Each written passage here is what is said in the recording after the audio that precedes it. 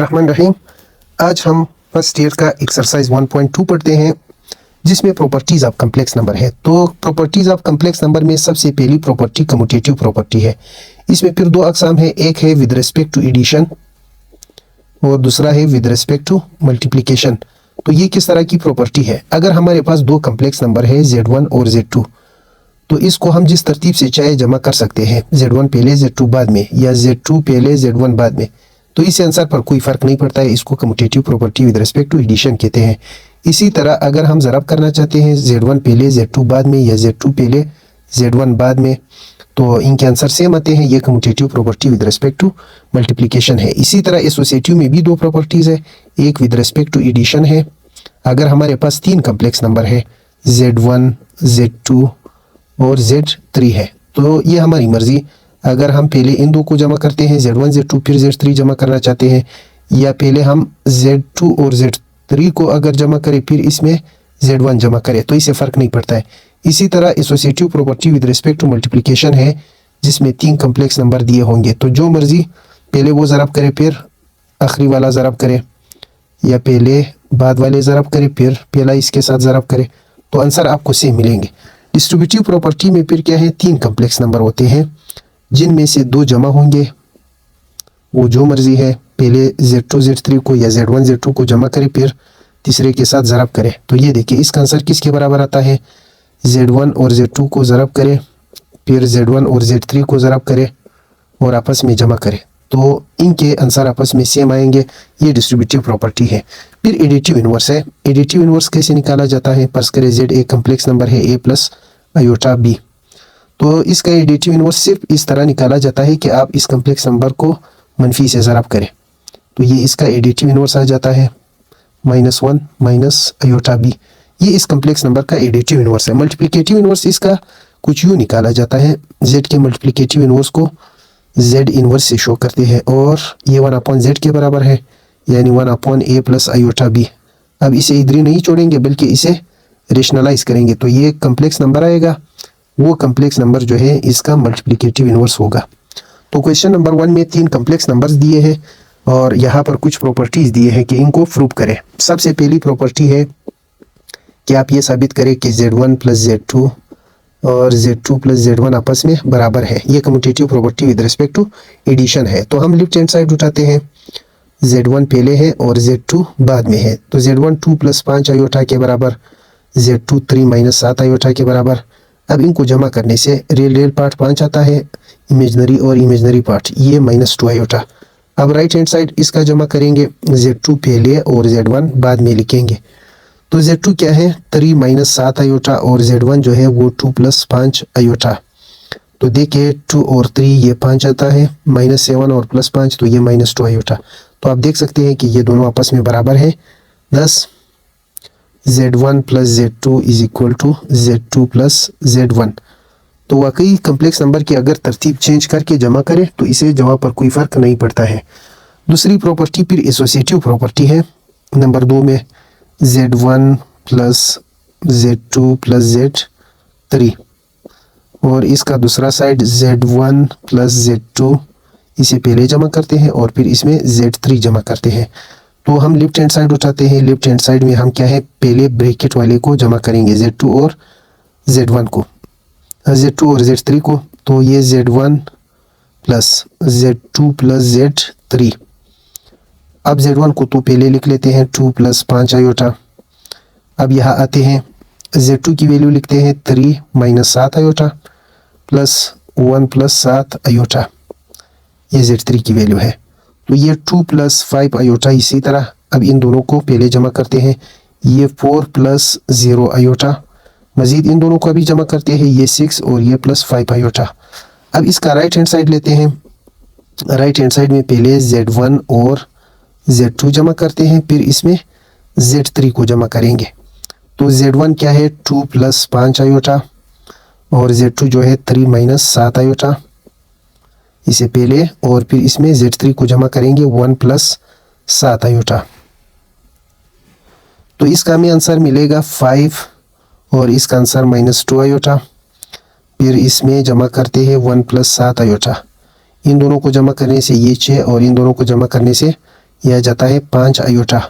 तो आप देख सकते हैं कि इस और इस आंसर में कोई फ़र्क नहीं है।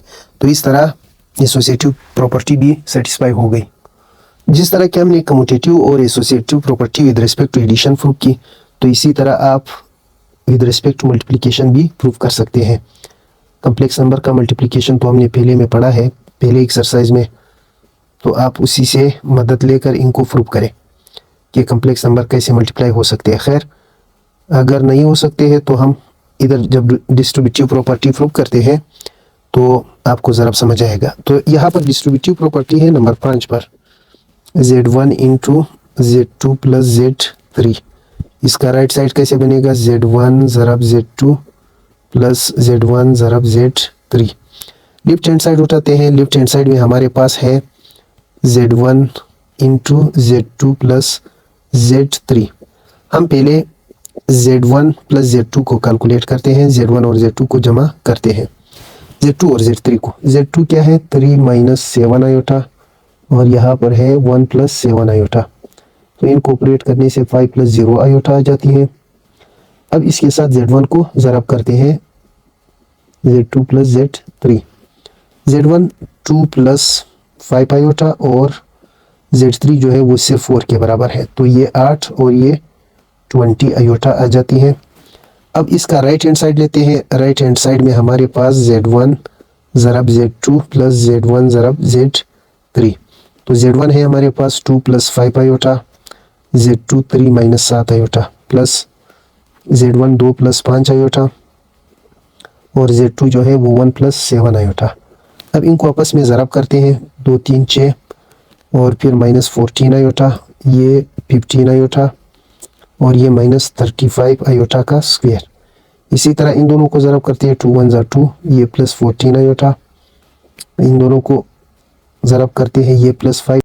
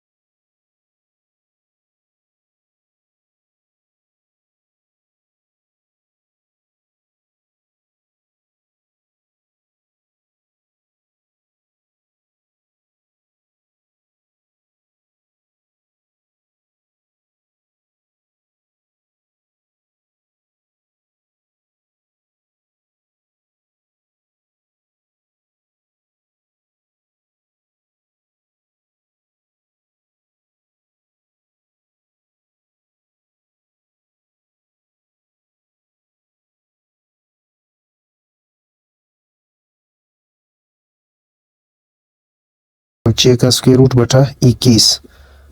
इसे हम नाम देते हैं इक्वेशन नंबर 4 का, 3 का नाम देते हैं। अब 4 को कैलकुलेट करते हैं माइनस जेड कंजुगेट का मॉडुलस।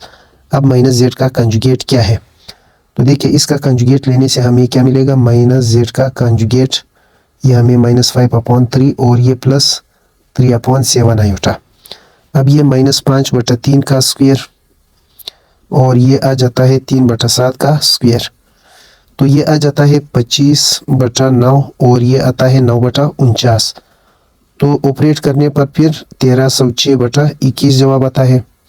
तो हम लिख सकते हैं from 1, 2, 3 and 4 this is proved. अब आता है क्वेश्चन पार्ट नंबर 3, जिसका लेफ्ट हैंड साइड हम पहले लेंगे z इंटू जेड का कंजुगेट। अब हमने z निकाला है, z हमारे पास है 5/3 + 3/7 आयोटा, और z का जो कंजुगेट है वो हमें क्या मिल रहा है, वो 5/3 - 3/7 आयोटा। अब ये a + b a - b का फार्मूला है, तो आ जाता है 5/3 का स्क्वायर माइनस 3/7 आयोटा का स्क्वायर। ये हमें मिल जाता है 25/9 और ये हमें मिलेगा 9/49 आयोटा का स्क्वायर। आयोटा स्क्वायर -1 के बराबर, -1 इसके साथ मल्टीप्लाई होकर प्लस बनेगा 25/9 और ये आ जाता है +9/49। इन दोनों का अगर हम एलसीएम लेंगे तो ये 441 और ऊपर आ जाता है 1306। इसे हम 1 का नाम देते हैं। अब z मॉडुलस, ये राइट हैंड साइड है, राइट हैंड साइड में हम z मॉडुलस पहले मालूम करेंगे, फिर बाद में इसका स्क्वायर करेंगे। तो z मॉडुलस हमने निकाला है, वो क्या है 1306/441।